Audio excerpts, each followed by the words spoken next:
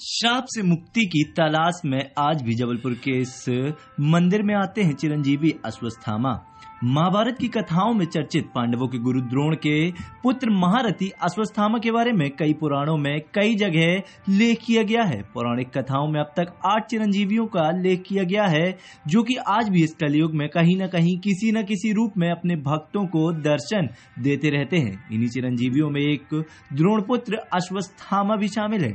जबलपुर के ग्वारी घाट में आज भी नर्मदा में स्नान करने आते हैं और उसके बाद वहां स्थित एक छोटे से मंदिर में उसी नर्मदा जल से भगवान शंकर की शिवलिंग में अभिषेक करते हैं। इस गुत्थी को सुलझाने के पहले हम बात करेंगे अश्वत्थामा के बारे में। आखिर चिरंजीवी वह क्यों कहलाते हैं, उन्हें किनके द्वारा ऐसा कौन सा श्राप दिया गया और क्यों दिया गया, उन्होंने ऐसा क्या किया था कि वह आज भी इस श्राप से पश्चाताप के लिए दर दर भटक रहे हैं।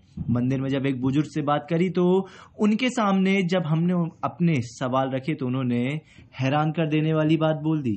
सभी को अपना अपना स्थान दिया गया था, तो अश्वत्थामा जी को भी नर्मदा तट दिया गया है, जो प्रातः यही नर्मदा जी के तटों पे आके स्नान किया करते हैं।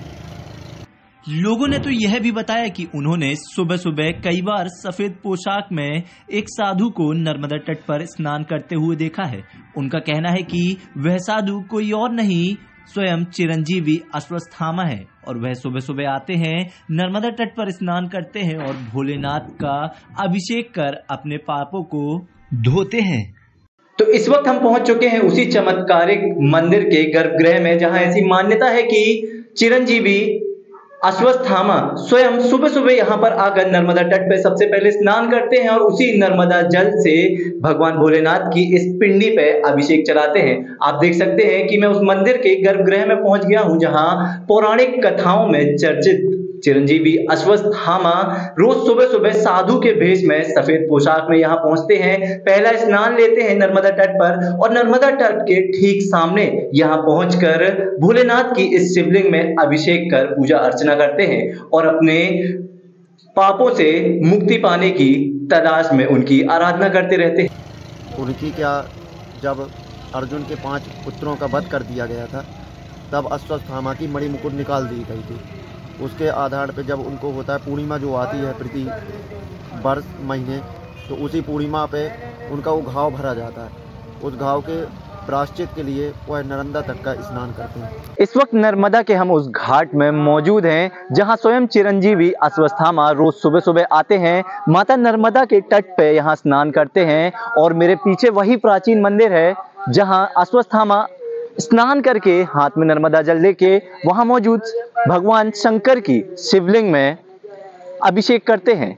यहाँ पर बताया जाता है कि सुबह के वक्त पे कई श्रद्धालुओं ने यहाँ अश्वत्थामा की मौजूदगी के प्रत्यक्ष दर्शन किए हैं। कई लोगों ने अपने एक्सपीरियंस भी हमारे साथ साझा किए हैं, जिसमें उन्होंने बताया है कि रोज सुबह सुबह जब वह आते हैं तो उन्हें सफेद पोशाक में एक साधु महाराज यहाँ स्नान करते हुए दिखते हैं। उनका कहना है कि वही पौराणिक कथाओं में चर्चित चिरंजीवी अश्वत्थामा है। अब इन बातों में कितनी हकीकत है, कितना क्या है, लेकिन इन सबसे बड़ी एक चीज है आस्था। उसी से जुड़ी ऐसी कई कथाएं आपको जबलपुर संस्कार धानी के इस ग्वारी घाट में देखने को मिलेंगी। लोकल 18 के साथ भरत तिवारी, जबलपुर।